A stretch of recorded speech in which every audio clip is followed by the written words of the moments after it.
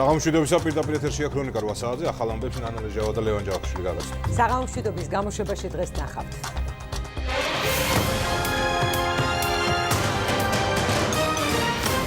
შეხვედრა რექს ტილერსონთან, აუდიენცია ოვალურ კაბინეტში და გზავნილები შეერთებული შტატებიდან. საქართველოს გახლავთ ამერიკის შეერთებული შტატების სანდო პარტნიორი. ქრონიკა ვაშინგტონიდან რამდენიმე წუთში. პრეზიდენტის არჩევის წესი, ოკუპაცია, საგარეო კურსი და ქორწინების განსაზღვრა.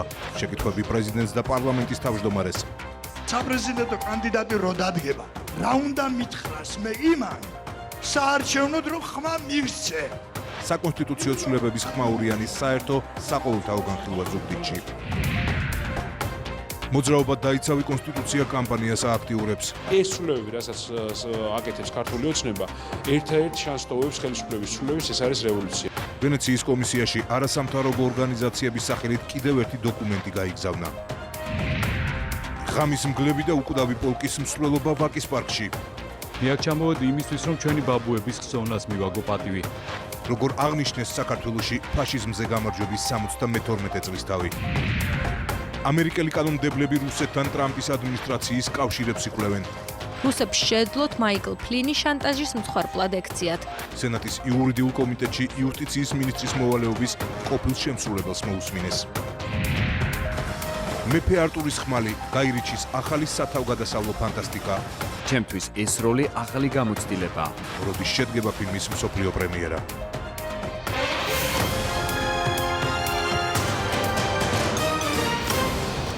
საქართველოს პრემიერ-მინისტრი კვლავ ვაშინგტონშია დაახლოებით 1 საათის წინ დასრულდა შეხვედრა შეერთებული შტატების სახელმწიფო მდივანთან.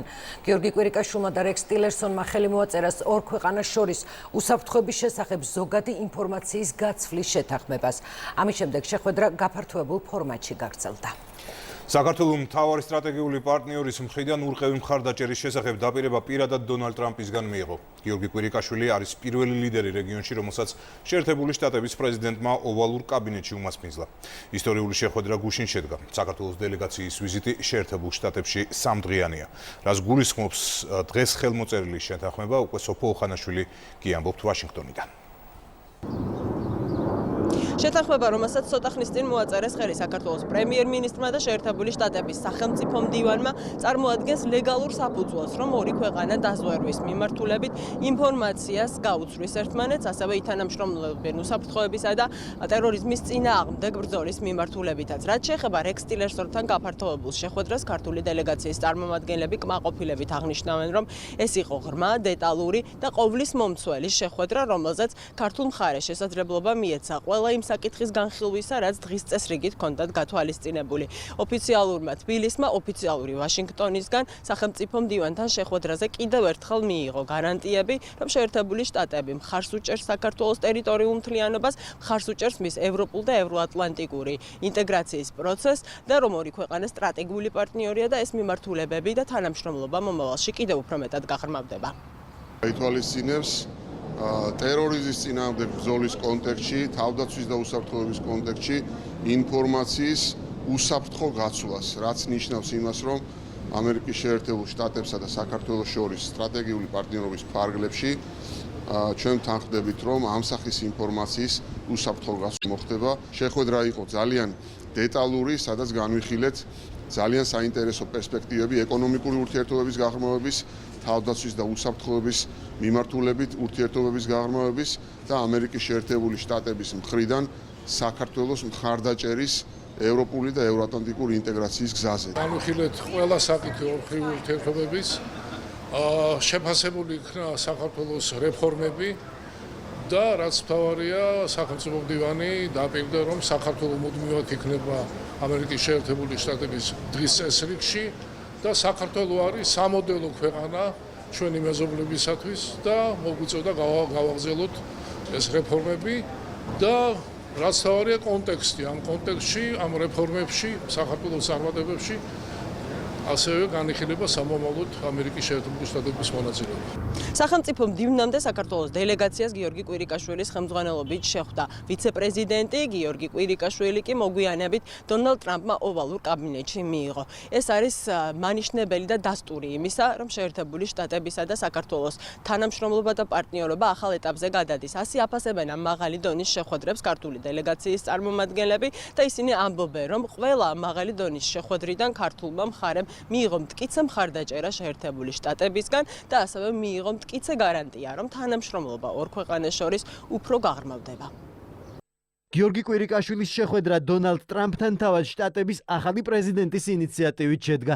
თეთრი სახლის ოვალურ კაბინეტში მაღალი დონის აუდიენციას შტატების ვიცე-პრეზიდენტიც დაესწრო. მაიკ პენსმა და დონალდ ტრამპმა შეხვედრის შესახებ მოგვიანებით ტვიტერზე დაწერეს. პატივი მქონდა თეთრ სახლში მიმეღო საქართველოს პრემიერ-მინისტრი გიორგი კვირიკაშვილი ვიცე-პრეზიდენტ მაიკ პენსთან ერთად. წერს დონალდ ტრამპი და მიკრობლოგზე კვირიკაშვილთან ერთად გადაღებულ ფოტოსაც აქვეყნებს. ქართულ სამხედროებზე გააკეთა აქცენტი ვიცე-პრეზიდენტ. მადლობა გადაუხადეთ გიორგი კვირიკაშვილს 872 ქართველი ჯარისკაცისთვის, რომლებიც ნატოს გვერდით ავღანეთში იბრძვიან, დაწერა მაიკ პენსმა. სწორედ ვიცე-პრეზიდენტთან შეხვედრის შემდეგ მოულოდნელად შედგა აუდიენცია დონალდ ტრამპთან. პრემიერი კვირიკაშვილი ისტორიული აუდიენციის შემდეგ აცხადებს, რომ მთავარი სტრატეგიული პარტნიორის მხრიდან ურყევი მხარდაჭერის შესახებ დაპირება პირადად დონალდ ტრამპისგან მიიღო.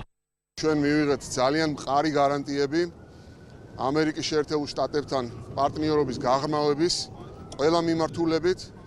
ეს იყო ძალიან პოზიტიური შეხვედრა. პრეზიდენტის მხრიდან ასევე მივიღეთ ძალიან მკაფიო გზავნილები საქართველოს მიმართ მხარდაჭერის თაობაზე და ჩვენ ვფიქრობთ, რომ მთლიანობაში ეს არის უმნიშვნელოვანესი საქართველოს მომავალი განვითარებისთვის, სტაბილურობისთვის ჩვენს ქვეყანაში და ამერიკის შეერთებული შტატები, როგორც საქართველოს მთავარი სტრატეგიული პარტნიორი, გააგრძელებს ნიშნულოვან მხარდაჭერას და ეს ურთიერთობები ნიშნულოვნად გაღრმავდება მომავალში. ამერიკის შეერთებული შტატების მორიგ მხარდაჭერას ლოგიკურ წარმატებად აფასებენ მინისტრთა კაბინეტში. საგარეო უწყების მეთაური ამბობს, რომ ამ შეხვედრის შემდეგ ტრამპის მესიჯი ღია და ნათელია. ეს იყო ძალიან დიდი პოლიტიკური მხარდაჭერა საქართველოსა და ამერიკას შორის ურთიერთობების. ეს იყო მხარდაჭერა საქართველოს იმ ნაბიჯების, რომელსაც დგამს ქვეყნის განვითარებისთვის და რეგიონში სტაბილურობისთვის. ხაზი გაესვა, რომ საქართველოს აქვს საკვანძო როლი რეგიონში და ის წარმოადგენს ძალიან მნიშვნელოვან სტრატეგიულ პარტნიორს ამერიკის შეერთებული შტატებისთვის. ჩვენს დელეგაციას ჰქონდა შესაძლებლობა, რომ სრულად განეხილა ვიცე-პრეზიდენტთან ჩვენს დღის წესრიგში არსებული საკითხები. მიგვეღო ძალიან მტკიცე გარანტიები საქართველოს ტერიტორიული მთლიანობის, აი ამ პარტნიორობის კიდევ უფრო გაღრმავების შესახებ. თეთრი სახლის შემდეგ პრემიერმა და მინისტრებმა შეხვედრები უკვე ამერიკელ სენატორებთან გამართეს. სენატში ძირითადი აქცენტი რუსულ აგრესიასა და ოკუპაციის საწინააღმდეგო რეზოლუციაზე გააკეთეს. ჩვენ მზად გვაქვს რეზოლუციის პროექტი, რომელიც საქართველოს ტერიტორიულ მთლიანობას უჭერს მხარს. ის ფაქტი, რომ რუსეთი განაგრძობს ბარიერების აღმართვას, ოჯახების გაყოფას, ეს აბსოლუტურად მიუღებელია. ამიტომ აუცილებელია მძლავრი რეზოლუციის მიღება. ეს იგივე რეზოლუცია, რომელიც კონგრესმა დაამტკიცა. პრემიერ-მინისტრი შტატებში სამუშაო ვიზიტით იმყოფება. საქართველოს მთავრობის მეთაური რეგიონში პირველი ლიდერია, რომელსაც შტატების ახალმა პრეზიდენტმა უმასპინძლა. ცოტა ხანში გიორგი კვირიკაშვილი შეხვდება სენატორებს, ასევე დღესვე აქვს მას დაგეგმილი სამეცნიერო წრეებისა და ექსპერტებთან შეხვედრაც. დელეგაციის წარმომადგენლები კიდევ ერთი დღის განმავლობაში დარჩებიან ვაშინგტონში და ხვალ უკვე დაგეგმილია ქართული დელეგაციის წარმომადგენლების შეხვედრა შეერთებული შტატების კომერციის მდივანთან. ეს შეხვედრა განსაკუთრებით მნიშვნელოვანია, რადგანაც ოფიციალურ თბილისს სურს, რომ შეერთებულ შტატებთან არა მხოლოდ პოლიტიკური, არამედ ეკონომიკური ურთიერთობებიც გააღრმავოს. ამის გათვალისწინებით ქართული მხარე აპირებს, რომ დააყენოს საკითხი შეერთებულ შტატებთან თავისუფალი ვაჭრობის შეთანხმებაზე მოლაპარაკების დაწყების შესაძლებლობაზე. ესოფა ოხანაშვილი იყო ვაშინგტონიდან პრემიერ გიორგი კვირიკაშვილის და ამერიკის პრეზიდენტის დონალდ ტრამპის ისტორიულ შეხვედრაზე შეფასებები გაკეთდა თბილისში და მას ჩვენი კიდევ ერთი ჟურნალისტი ლევან ჩუგოშვილი გაგვაცნობს. ლევან, გისმენთ. დიახ, ქვეყნის პრეზიდენტიც, ოპოზიციაც, მმართველი გუნდიც და სამოქალაქო სექტორიც ვაშინგტონში გამართულ შეხვედრებს ერთხმად ქვეყნის დიდ წარმატებად აფასებენ. დღეს პრეზიდენტმა პრემიერ-მინისტრის ეს ვიზიტი გამარჯვებად შეაფასა. თბილისში ამბობენ, რომ ვაშინგტონიდან ამჯერად უკვე ახალი ადმინისტრაციის პირობებში მხარდაჭერა სახეზეა და უახლოეს პერიოდში მთავარ სტრატეგიულ პარტნიორთან ურთიერთობები კიდევ უფრო გაღრმავდება.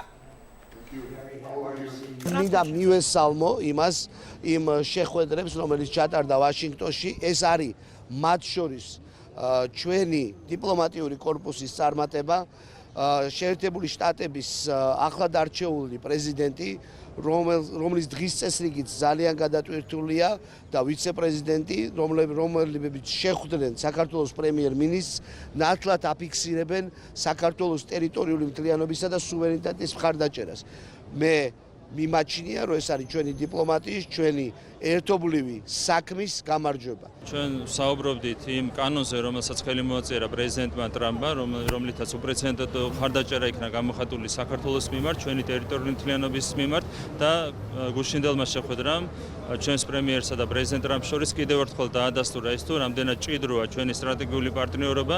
ეს არის ჩვენთვის ძალიან მნიშვნელოვანი კიდევ ერთი ნაბიჯი ჩვენი ქვეყნების თანამშრომლობის კუთხით დაახლოების გზაზე. შეერთებული შტატების მხარდაჭერა იყო და რჩება საქართველოს სუვერენიტეტის, ჩვენი ტერიტორიული მთლიანობის და უსაფრთხო მომავლის გარანტიად, ამიტომ ნებისმიერი პოზიტიური შეხვედრა, ნებისმიერი კონტაქტი ახალ ადმინისტრაციასთან და განსაკუთრებით მათგან გამოხატული და ამერიკის პრეზიდენტისგან გამოხატული მხარდაჭერა საქართველოს ტერიტორიული მთლიანობის მიმართ არის სწორედ ჩვენი მომავლის საფუძველი. ეს არის საფუძველი იმის, რომ საქართველო გააგრძელებს განვითარებას, ეს არის საფუძველი იმის, რომ საქართველო იქნება დამოუკიდებელი.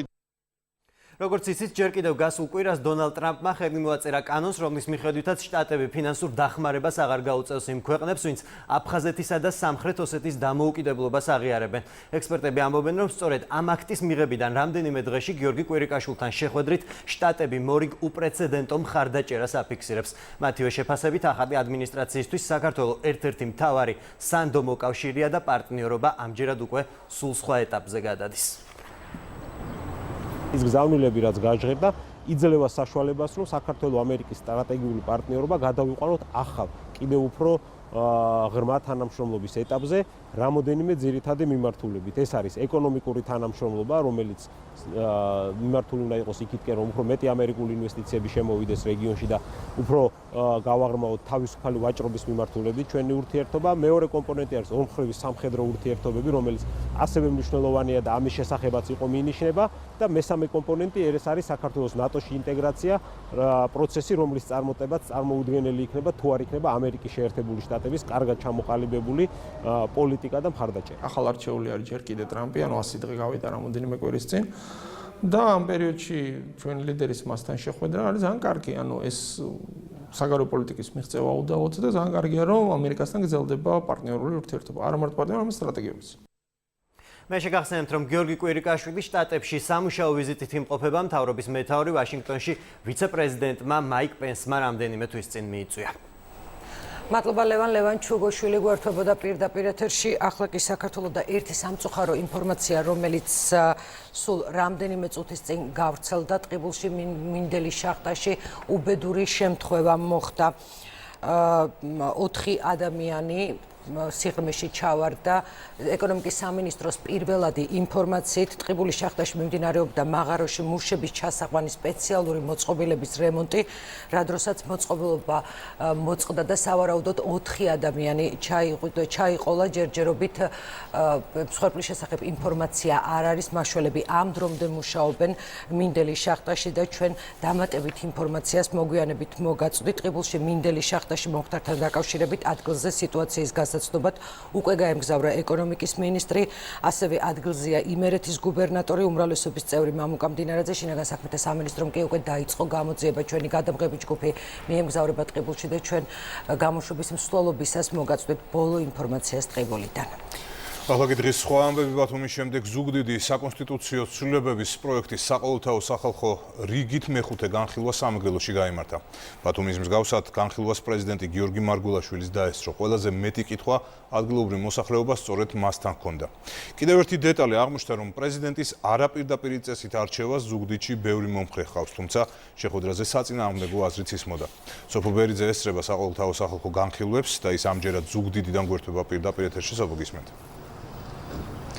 ლევან, დღევანდელი შეხვედრის დასრულების შემდეგ პარლამენტის თავმჯდომარემ უპასუხა დღევანდელი დისკუსიის ორგანიზებასთან დაკავშირებით დასმულ მთავარ ბრალდებას, რომელიც შეეხებოდა იმას, რომ დარბაზში ადამიანების შეყვანა მოხდა კონკრეტული სიის მეშვეობით. ასეთი განცხადება მედიასთან არასაპარლამენტო ოპოზიციის წარმომადგენლებმა გააკეთეს. დემოკრატიული მოძრაობის წევრები ამბობენ, რომ ისინი დარბაზში ვერ შევიდნენ, იმიტომ რომ იქ საჯარო მოხელეები იმყოფებოდნენ. ირაკლი კობახიძე არ იზიარებს ამ ბრალდებას ცხადია და საკუთარი განცხადების არგუმენტად მას მოყავს ის კითხვები, კრიტიკული შეკითხვები, რომელიც დარბაზში სწორედ უმრავლესობის წევრების მისამართით დაისვა. პრეზიდენტი ვერ ხედავს პრობლემას იმასთან დაკავშირებით, თუ კი დარბაზში საჯარო მოხელეები იმყოფებოდნენ, რადგან გიორგი მარგველაშვილი ამბობს, რომ მისთვის საინტერესოა მათ შორის დაწერილი შეკითხვების მოსმენა. რაც შეეხება უმრავლესობისა და უმცირესობის წარმომადგენლებს, საპარლამენტო ოპოზიცია, კერძოდ ევროპული საქართველო ამბობს, რომ ხელისუფლება ვერ ცემს პასუხს ორ მთავარ საკითხს. ერთი შეეხება საარჩევნო სისტემას და მეორე იმის აუცილებლობას, რომ უნდა ჩატარდეს პლებისციტი პრეზიდენტის არჩევის წესთან დაკავშირებით. ამ განცხადების პასუხად კი უმრავლესობის წევრები საუბრობენ იმის თაობაზე, რომ ქართულ ოცნებას დღესაც აქვს რესურსი იმის, რომ თუნდაც პირდაპირი არჩევის წესით მისთვის სასურველი პრეზიდენტი აირჩიოს ხალხმა. ჩემთვის ყველა კითხვა ლეგიტიმურია. ყველა კითხვა, თუნდაც ეს კითხვა იყოს ასე ვთქვათ, როგორც ამობენ, წინასწარ დაწერილი, მაინც მაინტერესებს ეს კითხვა, იმიტომ რომ მე ამ შემთხვევაში ვიღაცის პოზიციას მაინც ვისმენ. შეიძლება ის ადამიანი არ ამბობს ამას, მაგრამ ვიღაცა ვინც დაუწერა ეს კითხვა, იმის პოზიციაც ჩემთვის საინტერესოა. როგორც არ უნდა ისაუბრონ კონკრეტულმა ადამიანებმა, ყველა ხედავდა, რომ ყველანაირი აზრი იყო წარმოდგენილი დღევანდელ დარბაზში, იგივე ხდება აბსოლუტურად ყველა დარბაზში, აბსოლუტურად ყველა რეგიონში და ქალაქში. ეს არის საერთო სურათი, ჩვენ თვისებრივად შევცვალეთ ეს კულტურა, რომელიც მანამდე იყო ჩამოყალიბებული, უბრალოდ არ იყო ჩამოყალიბებული. თქვენ ყველას გახსოვთ, როგორ წარიმართებოდა ასეთი ტიპის დისკუსიები. ხელისუფლება ვერ გვისაბუთებს და ვერ გვისახელებს ვერც ერთ დემოკრატიულ ქვეყანას, სადაც 5%-იანი ბარიერი და ბონუს სისტემა ერთდროულად არსებობს. ხელისუფლება ვერ გვისახელებს არგუმენტს, თუ რატომ არ უნდა მივცეთ ხალხს პლებისციტის საშუალება, როდესაც საერთო სახალხო გამოკითხვით უფრო კარგად შეიძლება ხალხმა დააფიქსიროს თავისი აზრი. ქართული ოცნება პრაქტიკულად თავად ამბობს უარს იმ პრივილეგიაზე, რომლის მიხედვითაც მას შეუძლია ყავდეს კიდევ ერთი პოლიტიკური ფიგურა ძლიერი პრეზიდენტის სახით. ვფიქრობთ, რომ არაპირდაპირი არჩევნები ამ წესით ჩატარებული არჩევნები უზრუნველყოფს იმ მიზნებს, რაც საპარლამენტო რესპუბლიკებისთვის არის დამახასიათებელი. პრეზიდენტმა დღეს ყველაზე კრიტიკული განცხადებები გააკეთა მთავარ სარდლის ფუნქციასთან დაკავშირებით. გიორგი მარგველაშვილი ამბობს, რომ კონსტიტუციაში რჩება ტიტული მთავარ სარდალი ყოველგვარი ფუნქციების გარეშე. პარლამენტის თავმჯდომარე ირაკლი კობახიძე კი ამბობს, რომ ქართული ოცნება არა დემოკრატიულ კონსტიტუციას დემოკრატიული კონსტიტუციით თვლის. საერთო საყოველთაო განხილვის მეხუთე ეტაპი, ანუ მეხუთე ქალაქი, დეტალები ნახეთ ჩვენს სიუჟეტში. სამეგრელოში შეკრებულთა უმრავლესობისთვის პრეზიდენტისა და ოპოზიციის პროტესტი სახელმწიფოს მეთაურის არჩევის წესზე გაუგებარია. მათ ხელისუფლების ოპონენტებისგან რეალური არგუმენტები ვერ მოისმინეს. რა პროგრამით დადგება პრეზიდენტობის კანდიდატი ჩემს წინაშე, რომ მე ხმა მივცე? იმიტომ რომ კარგი ბიჭია, იმიტომ რომ ძველი ბიჭია თუ რომელიღაცა გამორჩეული პარტიის წევრია. დამარწმუნეთ იმაში, რომ მე პირდაპირ ავირჩიო პრეზიდენტი. 300 ხმოსანი ირჩევს მას დებატების გარეშე. ამ 300 ხმოსანმა რა პრინციპით აირჩიოს? იმიტომ რომ ძველი ბიჭია თუ იმიტომ რომ კარგი ბიჭია? პრეზიდენტს, რომელიც არ მართავს ქვეყანას, იქ არ არის მიზანშეწონილი პრეზიდენტის არჩევა პირდაპირი წესით. პრეზიდენტის არაპირდაპირ არჩევის წესს ყავს მოწინააღმდეგეებიც. ერთ-ერთმა მოქალაქემ საკუთარი არგუმენტების გასამყარებლად ნოდარ დუმბაძის მოთხრობა მებებია ილიკო და ილარიონი მოიყვანა. როდესაც ილიკო ჩიგოგიძეს ეუბნება ილარიონ შევარდნაძე, რა კარგია ცალი თვალი და რა ცუდია ორი თვალი. აბსოლუტურად იგივე შთაბეჭდილება შემექმნა, როდესაც ბატონი ირაკლი კობახიძე უსამძიმრებდა დაახლოებით იმ ქვეყნებს, სადაც პრეზიდენტს არირჩევენ პირდაპირი წესით. ჩემი ოჯახის წევრებმა, რომლებმაც აირჩიეს საფრანგეთში ემანუელ მაკრონი, ლამის გაუგზავნო დეპეშა იმისათვის, რომ რა ცუდია პირდაპირი წესით არჩეული ემანუელ მაკრონი და რა კარგია 300 მგოსტის მიერ არჩეული მომავალი პრეზიდენტი. საპარლამენტო სისტემებში, სადაც პრეზიდენტებს ირჩევენ პირდაპირი წესით, იქ წაერთმოიშობა სისტემური პრობლემები. აქედან გამომდინარე, ეს მაგალითი არ იყო სწორად მოყვანილი, საფრანგეთი არ არის საპარლამენტო რესპუბლიკა, ისევე როგორც კონსტიტუცია არ არის მებებია ილიკო და ილარიონი, ჩვენთვის საყვარელი ნაწარმოები. კონსტიტუციის განმარტებისთვის, როგორც ჩანს, არ გამოდგება. შეკითხვები ძირითადად პრეზიდენტთან ჰქონდათ. ზუგდიდში მოსახლეობის ნაწილმა გიორგი მარგველაშვილს პოლიტიკა დაუწუნა და წარსულით შეახსენა. მე არ მინდა რომ ჩვენ საქართველოში ჰიტლერისეული მიდგომები ძლავრობდეს და ძალაუფლებრივი მადა რომელიმე სახელმწიფო პარტიის აღემატებოდეს ხალხის ნებას და ხალხის სურვილებს. ქართული ოცნება და ბატონი ფიჩინა ივანიშვილი რამდენი ძალისხმობა დასჭირდა იმისათვის რომ თქვენ პრეზიდენტი ყოფილიყავით. თქვენ ასე გასცემდა ხალხს. ასეთ მაგალის ასწავლია ახალგაზრდობას. ღმერთმა დაგვიპაროსო ყველამ ერთ სიმღერას მღეროდეთ და ღმერთმა დაგიპარო თქვენ და მე ვიცხოვრო ისეთ ქვეყანაში, სადაც ერთიანი არის ყველას აზრი ერთიანია. ეგ ნიშნავს დეგრადაციას. გუნდს გაგხადათ პრეზიდენტი. დაუპირისპირდით ავლაბრის სასახლის გამო.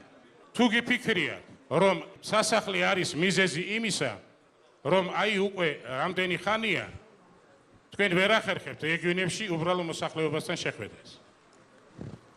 ძნელია ამ ფუფუნების მერე უბრალო ხალხთან კონტაქტი ასე ისე დიდარ გარემოში. კი, მე რა თქმა უნდა ქართული ოცნების მინისტრი ვიყავი, ქართულ ოცნებასთან ვიყრიდი კენჭს, მაგრამ როდესაც გავხდი ქვეყნის პრეზიდენტი, ჩემთვის აღარ იყო სწორი მე დამეყო მოქალაქეები პარტიული კუთხით. ამას ნიშნავს, როცა წაშს უკრავთ ზეპარტიულ პრეზიდენტზე, ამას ნიშნავს სწორედ. დაპირისპირება იყო პრეზიდენტის ადმინისტრაციის წარმომადგენლებსა და ექსპერტ თენგიზ შარმანაშვილს შორის. კამათი უფლებამოსილებებსა და საპარლამენტო მმართველობას ეხებოდა. ყველა მუშაობდა საპარლამენტო რესპუბლიკის მოდელზე. მთელი ეს მასალა ჩვენ ხელშია ეხლა, მკითხულობ და ზედმიწევნით ზუსტად ვიცი რა კეთდებოდა. საერთოდ არ უმუშავია? საერთოდ როგორ აბა ის დოკუმენტებს ვინ წერდა? ღამღამობით ჯდებოდა ესე უსუფაშვილი და აკეთებდა ამ დოკუმენტებს, არ ვიცი. ეს მეორე სიახლე გავიგე. ეს რაღაც საოცრებაა ჩვენთვის. საპარლამენტო რესპუბლიკაში პრეზიდენტის უფლებამოსილებების დაცვას აზრი არ აქვს ისეთი ფორმით, როგორიც თქვენ გინდათ. თქვენ თქვით, რომ პრეზიდენტი მერომითა უფლებამოსილებას ვერ ახორციელებს, ვერ ახორციელებს. ვერ ახორციელებს. პროექტში პრეზიდენტს შეუძლია ვეტო დაადოს ბიუჯეტის შეთანხმება. ვეტოს უფლება არის შეყოვნებითი. არავითარი უფლებამოსილება არ მიმაჩნია. არ შეიძლება კონსტიტუციური ქალბატონთან თან ისეთი აჟიტირებული სახით, რომელიც ლაპარაკობს აბსოლუტურ ტყუილს, ხო? ვერ შევალ ახლა პოლემიკაში. დღეს პარლამენტის თავმჯდომარემ რამდენჯერმე განმარტა, რომ პრეზიდენტის სტატუსი და ფუნქციები არ იცვლება, ცვლილებები მხოლოდ უზენაესი სასამართლოს მოსამართლეების წარდგენის უფლებას და უშიშროების საბჭოს ეხება. უშიშროების საბჭოს მაგივრად ყალიბდება ეროვნული თავდაცვის საბჭო, რომელიც იფუნქციონირებს საომარი მდგომარეობის პირობებში. უშიშროების საბჭო ამ სისტემაში რჩევას აძლევს სახელმწიფოს მეთაურს იმ საკითხებზე, რომელიც არის მთავრობის კომპეტენცია, რაც არის ფუნდამენტური აღრევა. პრემიერ-მინისტრი ეუბნება პრეზიდენტს, რომ გამოაცხადე ომი და პრეზიდენტს არა აქვს არავითარი უფლება, რომ იკითხოს, რომ რატო აცხადებ ომს. რა საჭიროა ასეთი მთავარსარდლის ფუნქცია. რიგით მეხუთე შეხვედრაზე დაახლოებით 22 შეკითხვა დაისვა. საარჩევნო თემატიკის გარდა მოსახლეობა ასევე თვითმმართველობის, ოკუპაციის, საგარეო კურსისა და ქორწინების განსაზღვრის საკითხებით დაინტერესდა. იმ დროს, როდესაც კანონით ისედაც გვაქვს აკრძალული ქორწინების უფლება LGBT თემის წევრებს შორის, რატომ გახდა აუცილებელი დაკონკრეტებულიყო ეს მუხლი? დიახ, მე მომწონს ის ცვლილება, სადაც დაკონკრეტებული იქნება, რომ ქორწინება ეს არის ქალის და მამაკაცის თანაცხოვრება. დიახ, ასეა. ფორმულირების სახით ვასწორებთ, რომ ეს არის უსაფრთხოების თემა, ეს არის ჩვენი ქვეყნის ტრადიციების გამოხატულება, ეს არის ჩვენი მოსახლეობის უმრავლესობის პოზიცია. ზეპარტიული პრეზიდენტი, ძლიერი პარლამენტი, ქმედითი მთავრობა და დამოუკიდებელი სასამართლო. საკონსტიტუციო ცვლილებების 4 ძირითად პრინციპზე ხვალ უკვე ახალ ციხეში იმსჯელებენ. საყოველთაო სახალხო განხილვების პარალელურად გააქტიურდა კამპანია სახელწოდებით დაიცავი კონსტიტუცია. აქტიური არასამთავრობო სექტორიც, რომლის სახელითაც ვენეციის კომისიაში დღეს კიდევ ერთი წერილი გაიგზავნა. საარჩევნო სისტემა, პრეზიდენტის არჩევის წესი და ქორწინების დეფინიცია – ეს ის საკითხებია, რაზეც ცვლილებების მოწინააღმდეგეებს კომისიის მხარდაჭერის იმედი აქვთ. ვენეციის კომისიის რეკომენდაციები სავარაუდოდ ერთ თვეში გახდება ცნობილი. სწორედ ამის შემდეგ ეცოდინება მმართველი გუნდის გადაწყვეტილება, შეიცვლება თუ არა რამე პროექტში. არ შეიძლება იყოს საალთები, ანუ ერთი რომელიმე პოლიტიკური პარტიის ინტერესებს არ შეიძლება შეესაბამოს და მოითხოვს აუცილებლად ყველა ერთობლივად პარტიების ყველა მთელი საზოგადოების შეთანხმებას. ეს შეთანხმება არ ჩანს. საკონსტიტუციო ცვლილებებთან დაკავშირებით ამერიკაში მოღვაწე ქართველი კონსტიტუციონალისტის კრიტიკული პოზიცია ოპოზიციამ სრულად გაიზიარა. მოძრაობა დაიცავი კონსტიტუციის ფარგლებში პარტიები კამპანიას ააქტიურებენ. ამბობენ, რომ უზენაესი კანონის პროექტი, რომელიც ქართულმა ოცნებამ წარადგინა, გამოწვევებს ვერ პასუხობს. სწორედ ამიტომ ოპოზიცია ქუჩის აქციებს არ გამორიცხავს. თითოეულ მოქალაქეს მინდა უთხრა, გიჭირთ დღეს უფრო გაგიჭირდებათ, იმიტომ რომ თქვენ ხელისუფლება აღარ მოგისმენთ მომავალში ამ საკონსტიტუციო ცვლილებების შედეგად. მე არ მინდა რომ საქართველოში რევოლუციურად განვითარდეს მოვლენები, მაგრამ ეს ცვლილებები, რასაც აკეთებს ქართული ოცნება, ერთ-ერთ შანსს ტოვებს ხელისუფლების ცვლილების, ეს არის რევოლუცია. ჩვენი სურვილი არის, რომ ქვეყანაში ხელისუფლების ცვალებადობა ხდებოდეს არჩევნების გზით, მაგრამ მაშინ როდესაც ხელისუფლება ყველანაირ გზას არჩევნების გზით ცვალებადობის აკეთავს, მაშინ გადაწყვეტილებას ქართული ხალხი სხვაგვარად იღებს. ამის გამოცდილება სამწუხაროდ გვაქვს. ოპოზიციის პარალელურად აქტიურობს არასამთავრობო სექტორი 4 ორგანიზაციის სახელით. საქართველოდან ვენეციის კომისიაში კიდევ ერთი დოკუმენტი გაიგზავნა. მესამე სექტორი ყურადღებას ამჯერად კომისიის ფორმირებაზე, საარჩევნო სისტემაზე, პრეზიდენტის არჩევის წესსა და ქორწინების საკითხზე ამახვილებს. მანდატების ასეთი გადანაწილება მათ შორის 5%-იან ბარიერთან და ბლოკების გაუქმების რეგულაციასთან ერთად კომბინაციაში ჩვენი აზრით ეს საფრთხეს ქმნის იმისა, რომ კონცენტრაცია მოხდეს ძალაუფლების ერთი პარტიის ხელში ხანგრძლივი ვადით. გარდა ამისა, ჩვენ ბუნებრივი არის ასევე პრეზიდენტის არჩევის წესებს საუბრობთ და ასევე საუბრობთ ქორწინების შესახებ ჩანაწერზე. ასეთი რეგულაცია შეიძლება იყოს ძალიან ნეგატიური. არასამთავრობო ორგანიზაციები იმედებს ახლა ვენეციის კომისიაზე ამყარებენ. 85 ორგანიზაციის სახელით გავრცელებულ მიმართვაში მესამე სექტორი ბლოკების, ბარიერის და მანდატების ბედზე წუხს. გასათვალისწინებელია, რომ არა მარტო განაწილების წესი შეიცვალა, არამედ ბარიერიც იგივე 5% დარჩა და ამავდროულად იკრძალება ბლოკების შექმნა. ეს ყველაფერი მიანიშნებს იმას, რომ ძალიან დიდი პროცენტი ავტომატურად იქნება იმ პარტიის, ვინც პირველ ადგილზე გავა, რაც მას ანიჭებს, ასე ვთქვათ, დაუმსახურებლად დიდ პრივილეგიას. არც არასამთავრობოების და არც ოპოზიციის გეგმები ხელისუფლების დღის წესრიგს არ ცვლის. მმართველი გუნდი ცვლილებების მნიშვნელობაში მოსახლეობას არწმუნებს. პრეზიდენტი კი ფიქრობს, რომ ამ პროცესში ხალხის, პარტიების და ორგანიზაციების აქტიურობა მნიშვნელოვანი პროცესია. დაახლოებით 80%, რომელიც არის ახალი ნორმებისა, რომლებიც არის ასახული კონსტიტუციაში, ეფუძნება სწორედ პოლიტიკური პარტიების, არასამთავრობო ორგანიზაციების და ექსპერტების მოსაზრებებს. ჯანმრთელი დემოკრატია როცა მუშაობს, მე მჯერა, რომ ყველა პოლიტიკური ძალა, როგორც ოპოზიცია, მათ ასევე სამთავრობო ძალა ბუნებრივად ამას მოусმენს ხალხის ხმას და ჩვენ ყველა ერთად მივალთ კონსენსუსამდე. შეუძლებელია დემოკრატიის საპირისპიროდ მოძრაობა. საკონსტიტუციო ცვლილებების პროექტთან დაკავშირებით ვენეციის კომისიის რეკომენდაციები სავარაუდოდ ივნისში გამოქვეყნდება. სწორედ უცხოელი ექსპერტების ექსპერტიზაზეა დამოკიდებული, რა შეიცვლება არსებულ პროექტში, რადგან მმართველმა გუნდმა უკვე თქვა, რომ რეკომენდაციებს გაითვალისწინებს. სააკაშვილის ხელისუფლების დროს ჩადენილი დანაშაული სახელმწიფოს მიერ აღიარებულია. საქმე ეხება 2011 წლის 3 იანვარს ვეტერანთა აქციის დარბევას თბილისის ცენტრში გმირთა მოედანზე. ეს საქმე ევროსასამართლოში განიხილებოდა და გადაწყვეტილება მხოლოდ 7 წლის შემდეგ გახდა ცნობილი. სახელმწიფომ ვეტერანების მიმართ შეკრების თავისუფლების დარღვევა და დაკავებისას არასათანადო მოპყრობა აღიარა. ამიტომ მზადაა დაზარალებულ ვეტერანებს კომპენსაცია გადაუხადოს. ამასთან იღებს ვალდებულებას სათანადოდ გამოიძიოს ნაციონალების ხელისუფლების დროს ჩადენილი დანაშაული და დამნაშავეების დასაჯოს. ბელა ზაქაიძე გაგვახსენებს სამ ამბის დეტალებს, ბელა გისმენთ. დიახ, ევროსასამართლოს განჩინების შემდეგ პროკურატურას ვეტერანების საქმის უფრო გამოძიების გააქტიურება მოუწევს, თუმცა როგორც პროკურატურაში ამბობენ, ახალ დეპარტამენტში მიმდინარეობს უკანონო დაკავებაზე და ძალადობაზე გამოძიება და ამ გამოძიების ფარგლებში არაერთი აქტიური საგამოძიებო მოქმედება ჩატარდა, მათ შორის დაიკითხნენ დაზარალებულები, პოლიციელები და კუდის თანამშრომლები, რომლებიც უშუალოდ იღებდნენ მონაწილეობას აქციის დაშლაში, ასევე ვიდეო მასალა არის გადაგზავნილი აბიდოსკოპიურ და ფონოსკოპიურ ექსპერტიზაზე, დამნაშავე პოლიციელების იდენტიფიცირების მიზნით და ელოდებიან ექსპერტიზის დასკვნას, ამ დასკვნების და სხვა საგამოძიებო მოქმედებების ჩატარების შეკრებილი მტკიცებულებების შემდეგ, როგორც პროკურატურაში ამბობენ, შესაბამის გადაწყვეტილებას მიიღებენ. ჩამოიალა სააკაშვილის საკმაოდ დიდმა ესკორტმა, აი გაჩერდნენ. მალხას თოფურია ფიქრობს, რომ ექს-პრეზიდენტი მიხეილ სააკაშვილი 2011 წელს ქალაქის ცენტრში ვეტერანების შიმშილობის აქციამ გააღიზიანა. ვეტერანთა ლეგიონის ხელმძღვანელი იხსენებს, რომ შიმშილობის მეათე დღეს პოლიციელები მათ დასარბევად გმირთა მოედანზე სწორედ სააკაშვილის ესკორტის გავლიდან 40 წუთში მივიდნენ. მისივე თქმით, 7 წლის წინ პროტესტის უკიდურეს ფორმას ვეტერანების მიმართ მაშინდელი ხელისუფლების შეურაცხმყოფელი და ღირსების შემვლახავი პოლიტიკის გამო მიმართეს. ჩვენი საერთო აღშფოთება გამოიწვია. ეს არის დაღუპული მეომრების სურათების ეროვნული გვარდიიდან კედლიდან ჩამოსვლა ნაგავში გადაყრა. აი მომენტმა გამოიწვია ეს ჩვენი აქ დასხდომა, მე ნუ სხვა მოთხოვნებით დაემატა.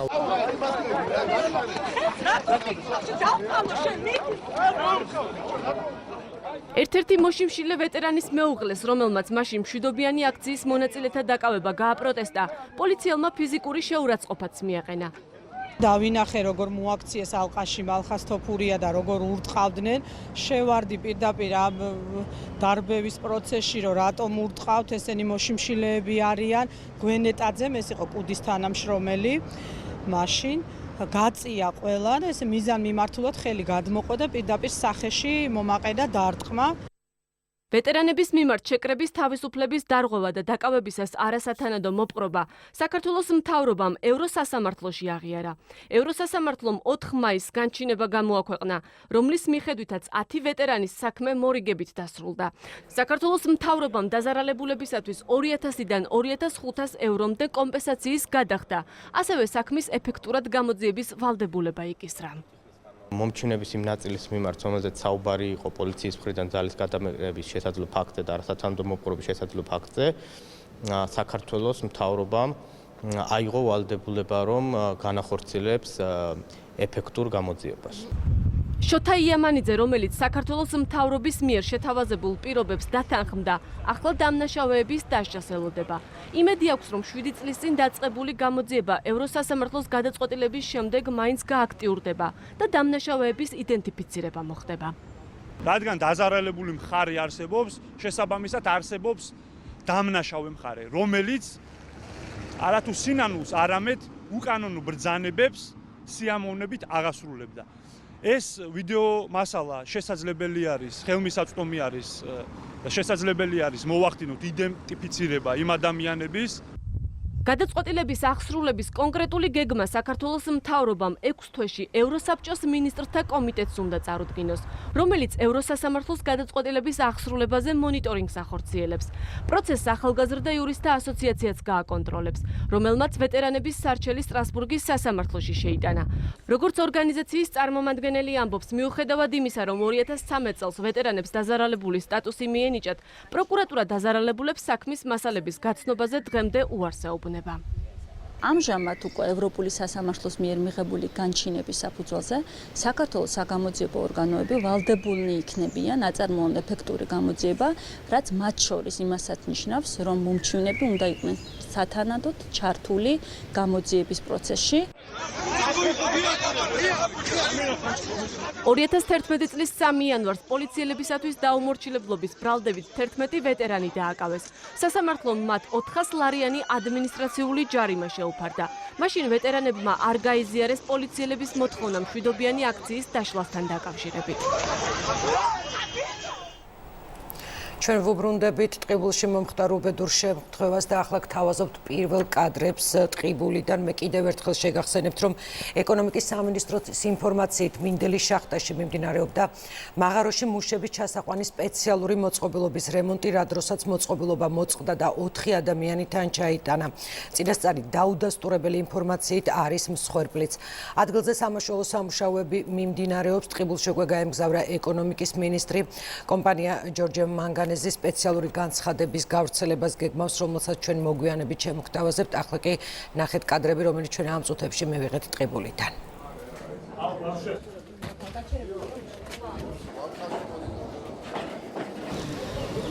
მინდელის სახელობის შახტაში სამაშველო ოპერაცია ამ დრომდე მიმდინარეობს. 4 მეშახტეს ეძებენ მაშველები. გავრცელებული ინფორმაციით ბაგირი გაწყდა და დაახლოებით 400 მეტრის სიმაღლიდან გადმოვარდნენ მეშახტეები. ამ წუთებში შენობასთან იმყოფებიან მეშახტეების ახლობლები და ოჯახის წევრები, რომლებიც ასევე ელოდებიან სამაშველო ოპერაციის დასრულებას. ამ დრომდე უცნობია დაშავებულების მდგომარეობა და ასევე უცნობია არიან თუ არა გარდაცვლილები. ტროსი გაწყდა და ჩავარდა. ვაგონი ჩავარდა? არაფერი არ ვიცი, ზუსტად დაზუსტებით. მხოლოდ და მხოლოდ ეს ვიცი. რამდენ ადამიანს ეძებენ თქვენი ინფორმაციით? ჩვენ ინფორმაციით მე მგონი 4. და რა გახდა ამ ავარიის მიზეზი? არ ვიცი, არაფერი მეტი სამუშაონა გამევიქეთ მე საგარმუშაო ბახსვაჩენებ და ტელეფონში გემიგონე რო ესაუბრებოდნენ ერთ-ერთმანეთს ადამიანი ამბობენ რომ 4 კაცი არის დაღუპული. და რამ გამოიწვია ამ ადამიანების? არ ვიცი, ჯერ არ გვენ ყველაფერს და ზუსტად არ ვიცი. ადგილზე მობილიზებული არის საპატრულო ეკიპაჟები და ასევე სასწრაფო დახმარების მანქანები. შინაგან საქმეთა სამინისტროში განმარტავენ, რომ გამოძიება 240 მუხლის მეორე ნაწილით მიმდინარეობს, ასევე მათივე ინფორმაციით უკვე ტყიბულიდან გამოაგზავნეს დამატებითი სამთო მაშველი ჯგუფი. რუსთავის დამფუძნებლებს დავით დვალსა და ჯარჯი აქიმიძეს პროკურატურამ დაზარალებული სტატუსი ოფიციალურად მიანიჭა. დღეს მათ შესაბამისი წერილობითი დოკუმენტაციაც მიიღეს. ასევე მთავარი საგამოძიებო უწყებიდან მიღებულია პირობა, რომ დამფუძნებლებს რუსთავის საქმეზე, კერძოდ კი 2004 წლის ეპიზოდზე გამოძიების დეტალებსაც გააცნობენ. სწორედ ამიტომ დვალი და აქიმიძე ხვალ პროკურატურაში მისვლას გეგმავენ.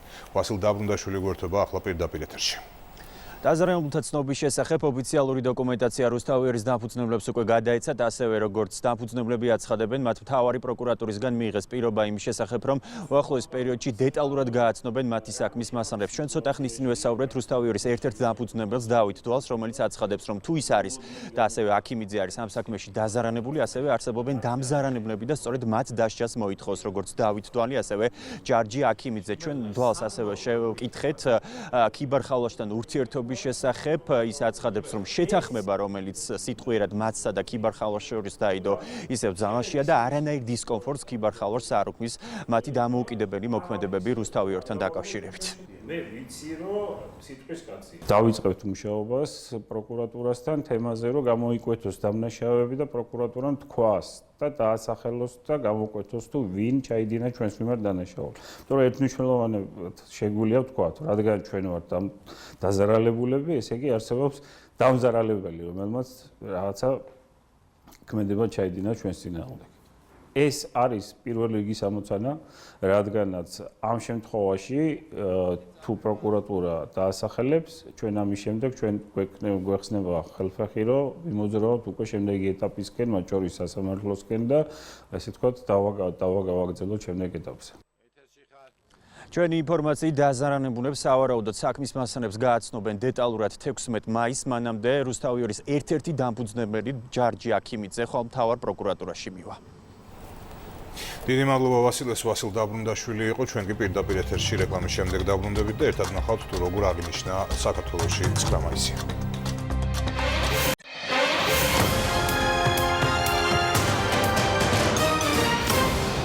ქრონიკა პირდაპირ ეთერში ბრუნდება.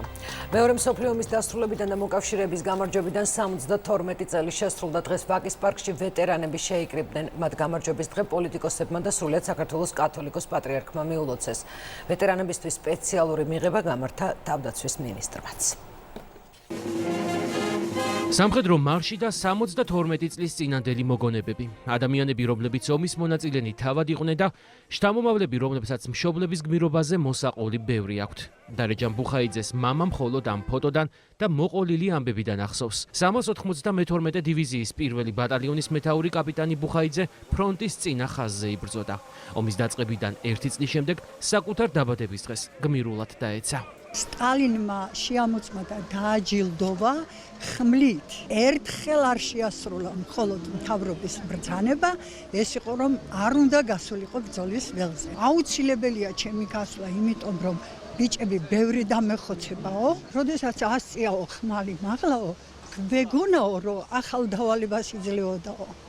და ამ დროსო დაეცაო. სტალინი გეუბნებოდა რომ რაც არ მოხდეს გამარჯვება მაინც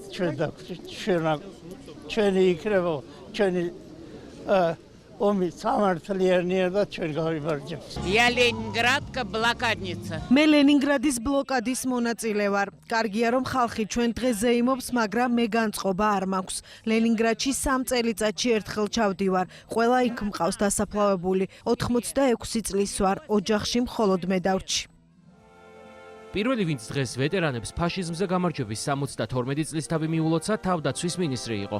ლევან იზორიამ უცნობი ჯარისკაცის საფლავი გვირგვინით შეამგო. მინისტრმა ვეტერანებს მიღებაზეც უმასპინძლა, რომელიც მთავრობის სახელით გაიმართა. საქართველომ ამ გამარჯვებაში განსაკუთრებული წვლილი შეიტანა. 100,000-ობით ქართველი შეეწირა ამ ბრძოლას. ჩვენ ქეთს ვიხრით მათი სახელების წინაშე. მოგვიანებით ვაგის პარკში საპარლამენტო უმრავლესობის და ხელისუფლების სხვა წარმომადგენლებიც გამოჩნდნენ. მათ ვეტერანებს გამარჯვების დღე მიულოცეს. ძალიან დიდია იმ ადამიანების ღვაწლი, რომლებმაც ერთიანობისთვის გააკეთეს ყველაფერი, რომლებმაც ყველაფერი გააკეთეს იმისათვის, რომ მშვიდობა ყოფილიყო მსოფლიოში. საერთაშორისო კოალიციასთან ერთად მოხერხდა ძალიან დიდი სიბოროტის და საფრთხის დამარცხება ფაშიზმის სახით.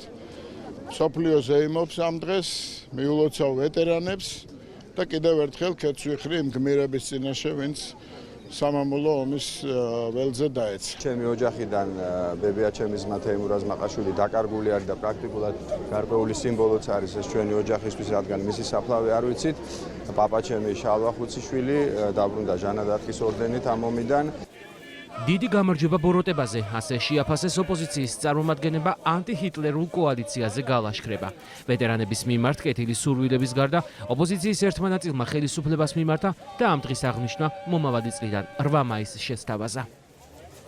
მიმართავთ საქართველოს ხელისუფლებას, შევიტანოთ შესაბამისი საკანონმდებლო ინიციატივა და 8 მაისს დავიწყოთ აღნიშვნა ამის როგორც რეალურმა ნამდვილმა ევროპელებმა. ძალიან ლამაზი და მნიშვნელობით დატვირთული დღე არის, დღე, როდესაც წლების წინ მთელი ცივილიზებული სამყარო გაერთიანდა არა რომელიმე კონკრეტულად ცალკეაღებული სახელმწიფოს წინააღმდეგ, არამედ ფაშიზმის წინააღმდეგ და მოიპოვა ისტორიული გამარჯვება. საქართველოს მრავალი შვილი შეეწირა ამ გამარჯვებას, რაც ერთის მხრივ ჩვენს დიდ ტკივილს წარმოადგენს, ხოლო მეორეს მხრივ სიამაყით აღვავსებს იმისგანც და რომ ჩვენმა ქვეყანამ თავისი ღირსეული წვლილი შეიტანა ფაშიზმის დამარცხებაში.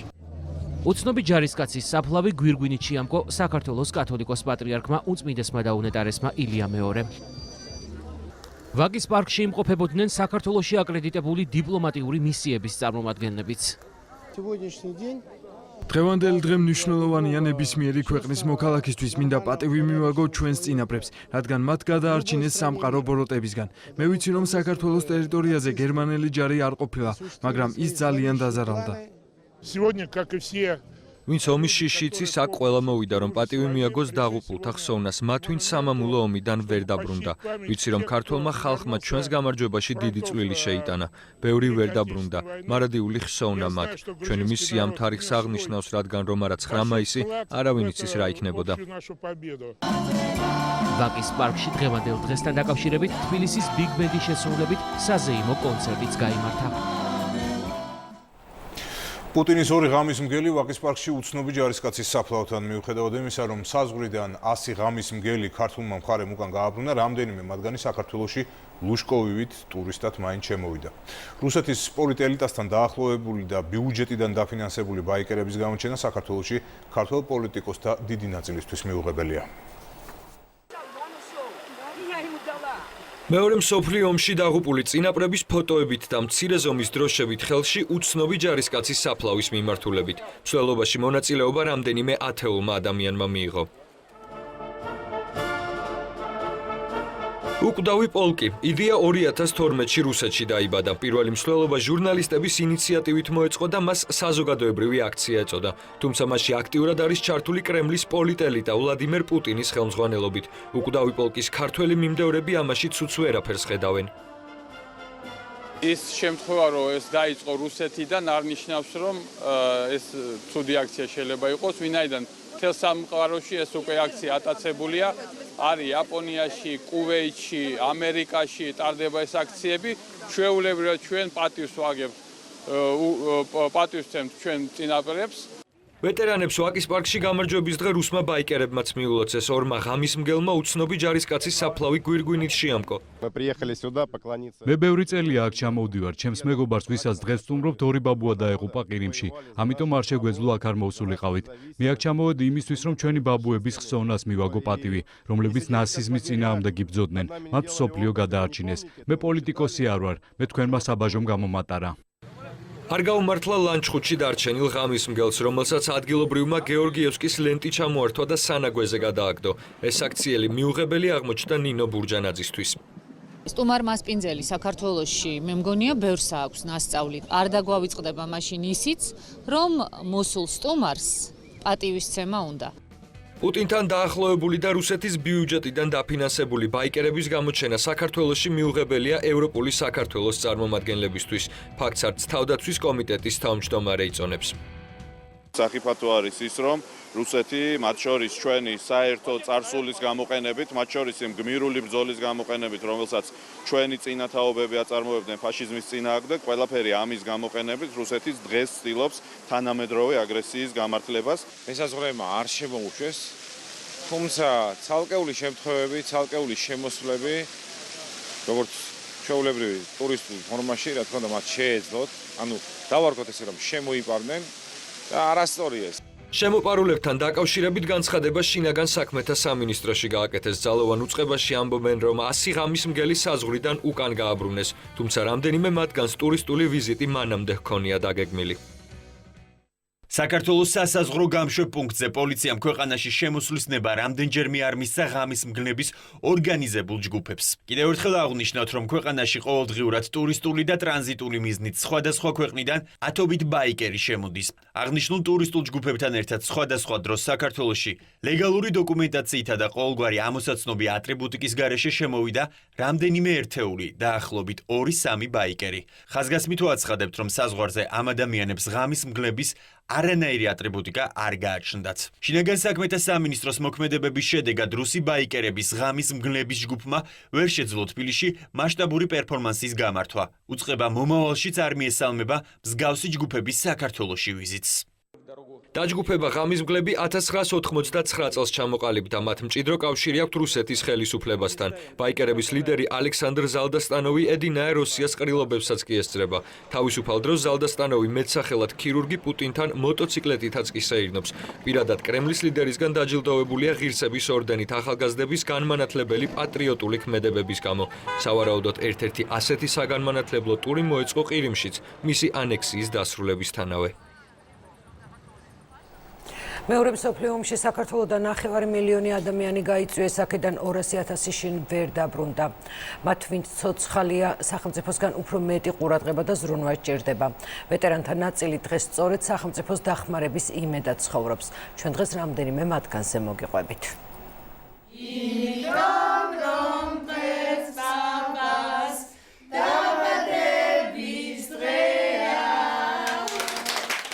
მსოფლიო ომის ვეტერანისთვის 9 მაის ორმაგი დატვირთვა აქვს. ღვთის ოლომაშვილი დღეს 102 წლის გახდა და 4 შვილს, 9 შვილიშვილსა და 16 შვილთაშვილს მოესწრო. მამიდაშვილს მიეტანა ის დეპეშა და გონებია რომ ის სასიხარულო ცნობა რაღაცა იყო. რო წაიკითხათ და გაიგოთ რომ დაიღუპა სულ ტირიან თურმე. დამთავრდა ომი 46 წელს მოულოდნელად როცა ტყვეების გაცვლა დაიწყეს მოულოდნელად ჩამოსულიყო. ბავშვები პაპის ნაამბობს ომის შესახებ ხშირად ისმენენ. ღვთის ოლომაშვილი ქერჩის სადესანტო ოპერაციის მონაწილე და ის გადარჩენილი მებრძოლია, რომელიც 170,000 ტყვეს შორის აღმოჩნდა.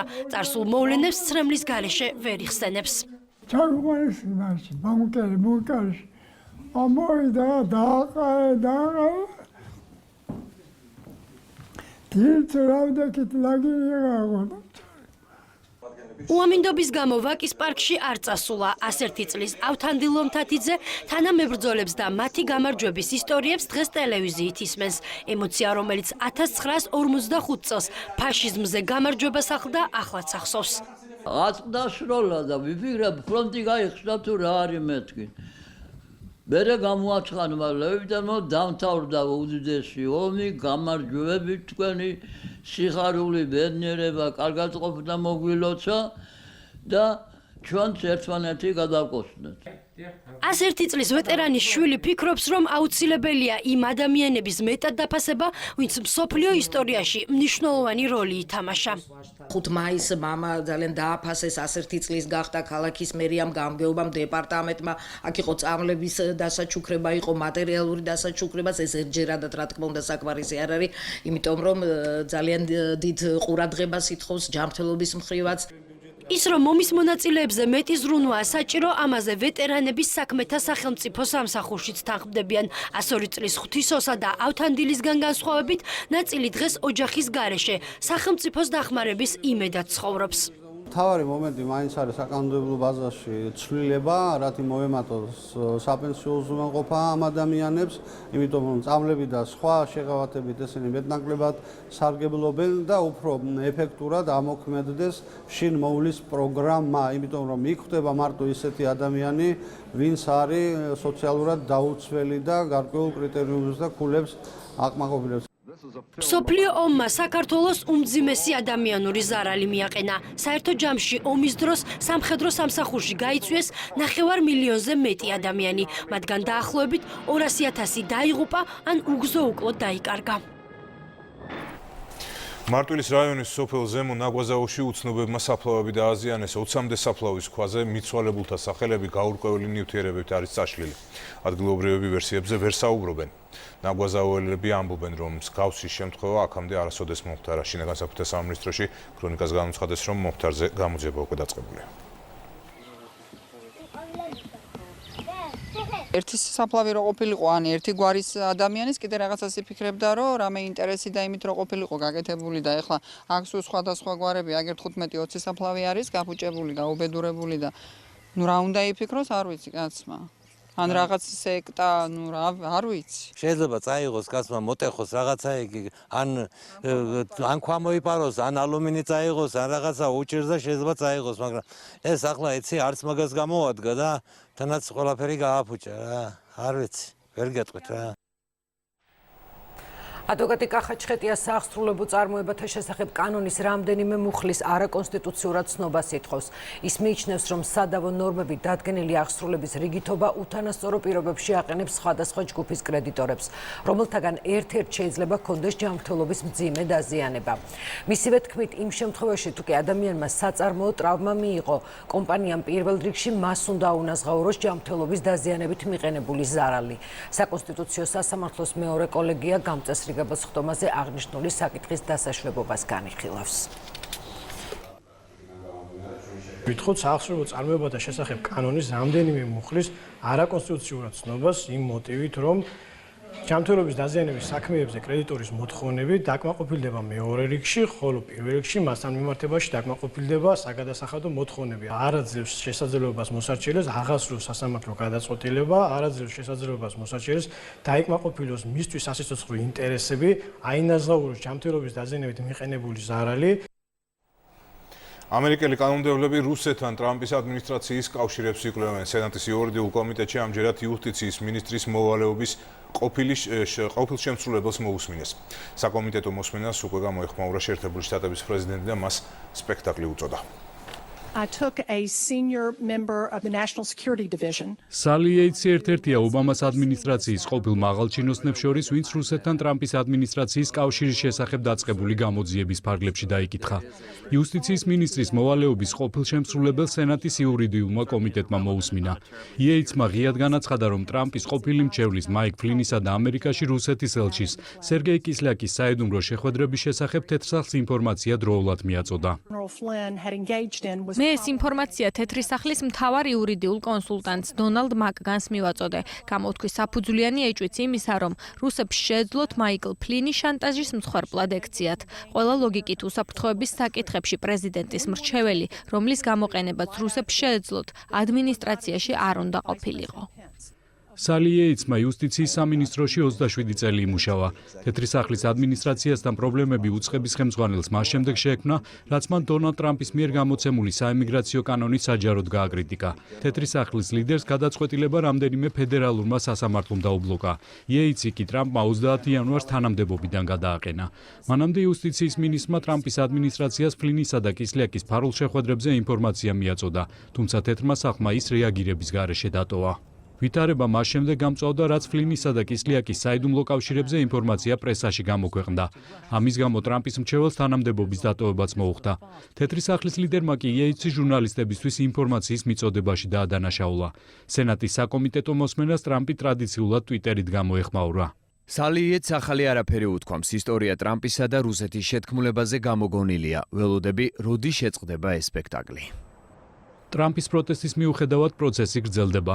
რუსეთთან ტრამპის ადმინისტრაციის კავშირებს გამოძიების ფედერალური ბიურო და სენატის რამდენიმე კომიტეტი იძიებს. კანონმდებლები იმის დადგენას ცდილობენ, რამდენად აქტიური იყო მოსკოვის ჩარევა ამერიკის საპრეზიდენტო არჩევნებში. რაც შეეხება ფლინს ჩვენების მიცემის სანაცვლოდ ის ხელშეუხებლობას ითხოვდა, რაზეც უარი უთხრეს. ცნობილი ხდება ისიც, რომ ყოფილი პრეზიდენტი მოქმედს უსაფრთხოების საკითხებში მრჩევლად ფლინის აყვანას არ ურჩევდა, თუმცა ობამამ ტრამპის დარწმუნება ვერ შეძლო. 2014 წლამდე ფლინი თავდაცვის სამინისტროს დაზვერვის დეპარტამენტს ხელმძღვანელობდა. ობამამ ის სამსახურიდან არაკომპეტენტურობის გამო დაითხოვა. რუსეთთან დაკავშირებული სკანდალის შემდეგ მოსკოვთან მისი კავშირების დადგენას ამერიკული მედია შეეცადა. გაირკვა, რომ ფლინი Russia Today-სა და კრემლის მიერ კონტროლირებადი კომპანიებისგან სოლიდურ ჰონორარებს იღებდა. ქოლგა-თბილისი ფოტოს კვირეული გრძელდება. ფოტოგამოფენა 6-მა ქართველმა, აზერბაიჯანელმა და სომეხმა ფოტოგრაფმა სამხრეთ კავკასიის რეგიონის მრავალეროვან მოსახლეობას მიუძღვნა. დოკუმენტური ფოტონამუშევრების საგამოფენო სივრცეთ განსხვავებული ადგილი თბილისის ისტორიის მუზეუმის სარდაფში არჩიეს. ძალიან ცოტა ადამიანი იქნება, ვინც აი ამ სარდაფებში არის ნამყოფი თბილისის მიწის ქვეშ. ეს არის ქარვასლა, შემოსასვლელი საკმაოდ შთამბეჭდავი და ემოციური არის ლოკაცია, ადგილი, სადაც ეს ბევრი ხელოვნების ნიმუში თავს იყრიდა და ჩვენ გვიხარია, რომ ვაგრძელებთ ამ ტრადიციას და ეს გამოუკვლეველი ადგილები ავითვისეთ. საგამოფენო სივრცედ ისტორიის მუზეუმის მიწის ქვეშეთიც იქცა. ეს ფოტომასალა სვანეთში ლამპრობის ტრადიციაზე გვიამბობს. აქვეა კადრებად ქცეული ისტორიები აჭარიდან. ჩემი მიზანი იყო სწორედ, ჩემი სწავლა იქ არსებული მდგომარეობა, როგორ ცხოვრობს ეს ადამიანები, რა პრობლემები აქვთ, რა აქვთ საინტერესო, განსაკუთრებული, რადგანაც ისინი არიან მუსლიმური რელიგიის წარმომადგენლები, შესაბამისად ლოცულობენ ჩვენგან განსხვავებულ საოცრებში, აქვთ განსხვავებული ტრადიციები შესაბამისად და სწორედ ამათი ასახვა მსურდა ფოტოებში. ასევე ფოტოკადრები, რომელიც იეზიდთა, ირანელთა, მოლოკანთა ცხოვრებასა და უძველეს ტრადიციებს ექვეყება. ახალგაზრდა ფოტოგრაფების თანამედროვე ფოტომატიანე, მათი ყოველდღიური ყოფის ამსახველ კადრებთან ერთად სადღესასწაულო დღეებსაც ითვლის. ისტორიის მუზეუმის ქარვასლის საძირკველი როსტომ მეფის დროინდელი ნაგებობის საუკუნოვან სარდაფებზე დგას. საერთაშორისო მედია გამოცემა ჩაიხანა ამ გამოფენით დამთვალიერებელს კავკასიაში მცხოვრებ ადამიანებზე და მათ სამყაროზე უამბობს. ეს ისტორიები სამი ქვეყნის 6 ფოტოგრაფის ობიექტივში მოხვდა. Armenia, 2 from Georgia and 2 from Azerbaijan. აზერბაიჯანელი, ქართველი და სომეხი ფოტოგრაფების ფოტონამუშევრები კიდევ უფრო მრავალფეროვანს ხდის ამ თემას და გამოფენას. სიმბოლურია ისიც, რომ დოკუმენტური მასალებით სწორედ ამ უძველეს გარემოშიას იქნება ერთგვარი დიალოგი დამთვალიერებელთან. გამოფენა სახელწოდებით მრავალფეროვანი მიწა დამთვალიერებელს 11 მაისიდან ელის. მეფე არტურის ხმალი, ასე ქვია გაი რიჩის ახალ სათავგადასავლო ფანტასტიკას, რომელშიც მთავარ როლს ჩარლი ჰანამი ასრულებს. სამსახიობო დასში მაყურებელი პირველად დევიდ ბექემსაც იხილავს. ისტორიულ სურათში ოსკარზე ორჯერ ნომინირებულ ლოუს თამაშობს. ფილმის მსოფლიო პრემიერა ამერიკაში 12 მაისს არის დაგეგმილი.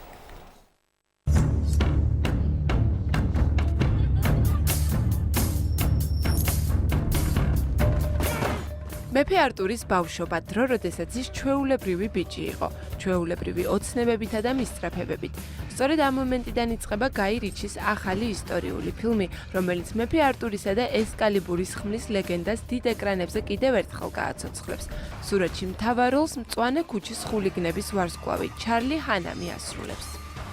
განსაკუთრებით საინტერესო იყო ორთაბრძოლის კადრების გადაღება, რომელიც თითქმის მთელი დღის განმავლობაში მიმდინარეობდა. რეჟისორს სურდა, რომ მაქსიმალურად აღეწერა თითოეული ბრძოლის სცენარაც. დიდ ძალისხმევას მოითხოვდა, რაც მთავარია სპეციალურად ამ როლისთვის მე ხმლის სწორად ფლობას ვსწავლობდი, რაც მარტივი ნამდვილად არ იყო. იმისთვის, რომ ეს ლეგენდა საინტერესოდ გადმოცემული ყოფილიყო, სცენარის სამ ძირითად ნაწილად დაიყო. პირველი ვიზუალური ეფექტი, მეორე ორთაბრძოლის სცენები და მესამე თვითონ ამბავი. ამ ყველაფერს რამდენიმე სცენარისტი თითქმის 3 წლის განმავლობაში ამუშავებდა.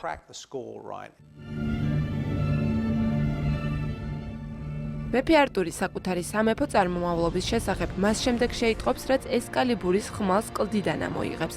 ამის შემდეგ ის ცდილობს მოიპოვოს ძალაუფლება, გააერთიანოს ხალხი და დაამარცხოს ვორტიგერნი, რომელმაც მას მშობლები მოუკლა და ტახტი მიითვისა. არტურის მოწინააღმდეგის როლს ფილმში ოსკარზე ორჯერ ნომინირებული ჯუდ ლოუ ასრულებს. არაჩვეულებრივი სამსახიობო დასი შეიკრიბა. მათ შესარჩევად შემოქმედებითი ჯგუფი ძალიან ბევრს შრომობდა. ჩემთვის ეს როლი ახალი გამოცდილებაა. მაყურებელი კი ცნობილ ლეგენდას ახალი კუთხით დაინახავს და ეს ფილმის ძლიერი მხარეა. ფილმში მაყურებელი პირველად ნახავს დევიდ ბექემსაც. სურათის ბიუჯეტმა 102 მილიონი დოლარი შეადგინა. კრიტიკოსები კი დიდ წარმატებას უკვე უწინასწარმეტყველებენ. მეფე არტურის ახალი ეკრანიზაციის მსოფლიო პრემიერა შეერთებულ შტატებში 12 მაისს არის დაგეგმილი. და ახლა ძიმა ობოლაძე გვიერთება პირდაპირ ეთერში. ძიმა, შენ თუნდაც ნახე, რომ დევიდ ბექემს, ასე ვთქვათ, მეორე ხარისხოვანი როლი ჰქონდა საფეხბურთო მოედნისგან განსხვავებით, თუ რაღაცა ორჯერ გაბრაზდა, მეტი არც იყო ალბათ. საღამოშვიდობის ეძება. საღამოშვიდობის ამ კადრებში. ველოდები შენგან კომპეტენტურ. კი, ამ კადრებში ესე იყო, მაგრამ ფერგიუსონის ბუცი რაც მოხდა, იმის მერე ძალიან უცნაურ რაღაცებს აკეთებს ეს ბიჭი და ფილმს ალბათ მის გამო კიდე რამდენიმე 1000 მაყურებელი დაემატება, რა თქმა უნდა. მე გადავალ ხა ჩემს საქმეზე, საკალათბურთო სუპერლიგის პლეი-ოფის მატჩები გრძელდება.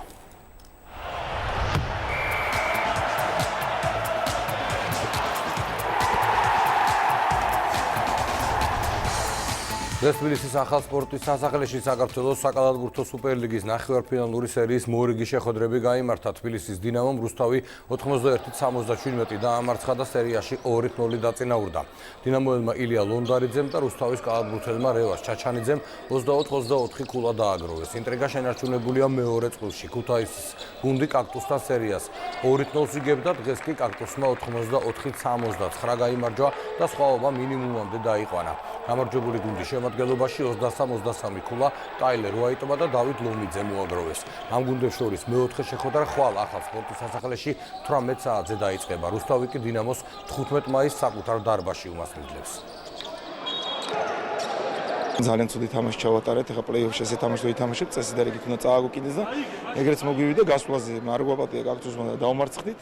ერთი რამ დაგვრჩენია, რომ მაქსიმალურად აღვიდგინოთ ძალები, ხვალ უკვე შემდეგი თამაში გველის და ძალიან დიდი ყურადღება მოგვიწევს, რომ ძალიან არ გავირთულოთ საქმე. ჩვენთვის დიდი პატივია ესედაც პლეი-ოფში თამაში წელს გადმოვედით სუპერლიგაში, ასე რომ მე ერთ რამეში ვარ დარწმუნებული, რომ ხვალ ჩემო თამაშები იბრძოლებენ და ყველაფერს გააკეთებენ მოსაგებად. საზაფაჩულია და Golden State Warriors-ი კი ეროვნული საკალათბურთო ასოციაციის დასავლეთ კონფერენციის ნახევარფინალში მარტივად გავიდნენ. იუტა ჯაზთან სერიის მეოთხე შეხვედრა მეომრებმა სტუმრად ჩაატარეს და 121-95 დაამარცხეს მეტოქე. სერია Golden State-მა 4-0 მოიგო.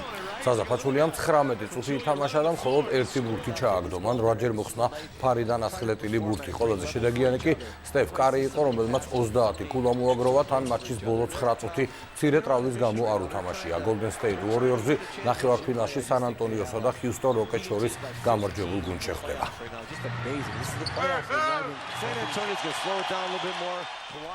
დღეს სპორტისა და ახალგაზრდობის საქმეთა სამინისტროს მეკადეურობის დარბაზში დასრულდა ტრაგიკულად აღუპული ქართველი მთავრსველის ირაკლი გელდიაშვილის სახელობის რიგით 21 საერთაშორისო ტურნირი.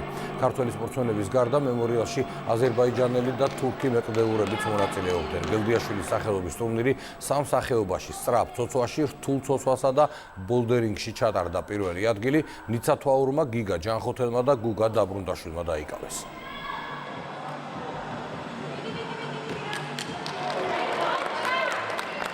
რადგან სპორტის შესახება უკვე ოლიმპიურ თამაშებში შეიტანეს, თქმა უნდა ძალიან ბევრია გასაკეთებელი და სამუშაო. საკმაოდ ახალი სახეები გამოჩნდნენ და მათ აქვს პერსპექტივა და რა ვიცი, ვფიქრობ, ჩვენი შრომით, ქვეყნის დახმარებით შედეგებს მივაღწევთ. 1992 წლის 9 მაისს დაარსდა საქართველოს ტანვარჯიშის სახეობათა ეროვნული ფედერაცია. ეს თარიღი დღეს ტანვარჯიშის კომპლექსის ვითიბე არენას დარბაზში საჩვენებელი გამოსვლებით აღინიშნა. დღესვე საქართველოს ტანვარჯიშის სახეობათა ფედერაციის პრეზიდენტმა ვეტერანი ტანვარჯიშეები დააჯილდოვა. ღონისძიებას სპორტისა და ახალგაზრდობის საქმეთა მინისტრი ტარიელ ხეჩიკაშვილი და ეროვნული ოლიმპიური კომიტეტის პრეზიდენტი ლერი ხაბელოვი ესწრებოდა.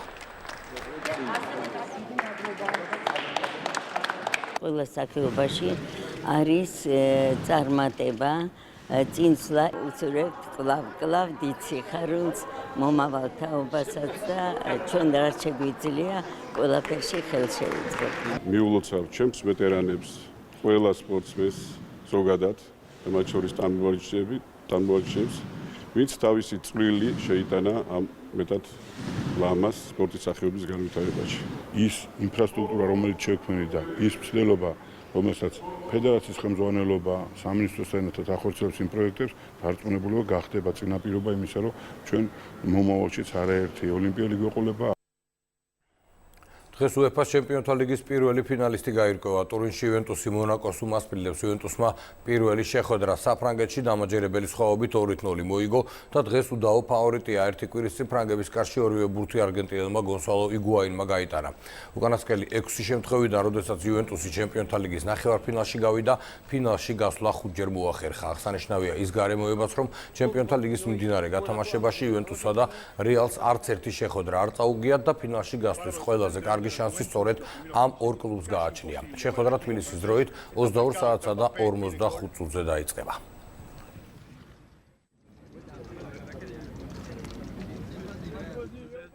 ირანელი სტუდენტი 25 წლის რეზა პარასტეში ქალაქ ჰამდანის პოლიციამ დააკავა. სტუდენტი ქალაქის ცენტრში მსურველებთან ფოტოებს იღებდა. საქმე ისაა, რომ რეზა ისე გავს არგენტინელ ვარსკვლავს ლიონელ მესის, რომ მათი გარჩევა ფაქტობრივად შეუძლებელია.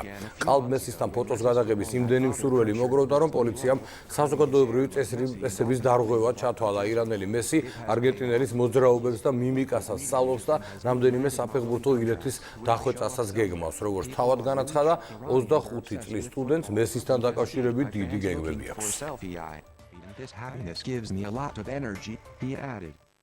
An Iranian student looks so much like his sporting idol Lionel Messi. Დიდი მადლობა დიმიტრი ობოლაძემ გაგვაცნო სპორტული ახალი ამბები და ბოლოს ჩვენ ისევ უნდა დავუბრუნდეთ ტყიბულს და მინდელის შახტას, სადაც ამ წუთებშიც გრძელდება სამაშველო სამუშაოები. და სავარაუდოდ 4 მეშახტის ძებნა. მე კიდევ ერთხელ შეგახსენებთ, რომ მინდელის შახტაში მიმდინარეობდა მაღაროში მუშების ჩასაყვანი სპეციალური მოწყობილობის რემონტი, რა დროსაც მოწყობილობა მოწყდა და თვითმხილველების განცხადებით 4 ადამიანი თან ჩაიტანა. წინასწარი დაუდასტურებელი ინფორმაციით არის მსხვერპლიც, თუმცა სამაშველო სამუშაოები ამ დრომდე გრძელდება. ტყიბულში პრემიერის დავალებით უკვე გაემგზავრა ეკონომიკის მინისტრი, იქ ადგილზე იმყოფებიან იმერეთის გუბერნატორი გივი ჭიჭინაძე და ასევე უმრავლესობის წევრი მამუკა მდინარაძე. ტროსი გაწყდა და ჩავარდა. ვაგონი ჩავარდა? არაფერი არ ვიცი, ზუსტად დაზუსტებით. მხოლოდ და მხოლოდ ეს ვიცი. რამდენ ადამიანს ეწებენ თქვენი ინფორმაციით? ჩვენ ინფორმაციით მე მგონი 4. რა გახდა ამ ავარიის მიზეზი? არ ვიცი, არაფერი მეტი ასამუშავებლად გამოვიქეცი მე საგარმუშაო ბასვაჩენებ და ტელეფონში გევიგონე რო ესაუბრებოდნენ ერთ-ერთმანეთს ადამიანი ამბობენ რომ 4 კაცი არის დაღუპული. და რამ გამოიწვია ამ ადამიანების? არ ვიცი, ჯერ არ ყვევენ ყველაფერს და ზუსტად არ ვიცი. დასასრულს კი ხვანდელი ამინდის პროგნოზი.